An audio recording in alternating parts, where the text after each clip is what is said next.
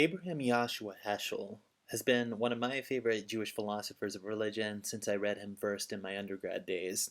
He believed, above all, in the impossibility of doing good theology without justice. The two have to be intertwined. He was a Polish-born American rabbi, professor of mysticism at Jewish Theological Seminary of America in New York. He was a civil rights activist and marched with Martin Luther King Jr. before, late in his life, becoming an outspoken activist against the Vietnam War. Somewhere in the middle of his book, God in Search of Man, he speaks to the moral bankruptcy of neutrality, writing, quote, "Neutrality is an illusion. At the end of his days, man either emerges as a priest or as a pirate. The primary task, therefore, is not how to deal with evil, but how to deal with neutral, how to deal with needs." End of quote. In God in Search of Man, Heschel is trying to develop a distinctly Jewish philosophy of religion.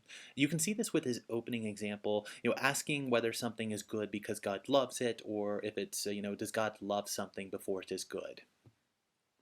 This is, which determines the other quality? And this is a question that goes back to an old text by Plato called the Euthyphro. And it's a question still, alive for Christian and Muslim versions of monotheism. But this question of whether things are good because God loves them, or does God love them because they are good, has always been sort of absurd to Jewish thought. And Heschel uses the mocking example here in the intro of asking whether a particular point within a circle is called the center due to its equidistance from the periphery, or is its equidistance from the periphery due to its being in the center. So throughout this reading, you see Heschel working with lots of delineations, often in contrasting pairs, thinking, that deals with concepts or situations, philosophy that deals with content of thought or radical self-understanding, religious studies that analyzes the act of the belief or the content of the belief, and so on. And he offers a few different definitions of a philosophy of religion from a Jewish perspective. In one definition, he writes, quote, "Philosophy is reflective thinking, and philosophy of religion may be defined as the religion's reflection upon its basic insights and basic attitudes, a radical self-understanding of religion in terms of its own spirit.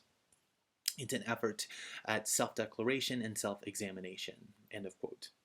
4 pages later, he gives an even simpler definition. Quote, "Philosophy of religion would then be understood or defined as a critical reassessment of religion from the perspective of a particular philosophical situation." End of quote. And this allows him to own the space of religion, which he thinks must be careful to avoid stepping into spaces which are not its own. This is a point also made by Spinoza, you may recall.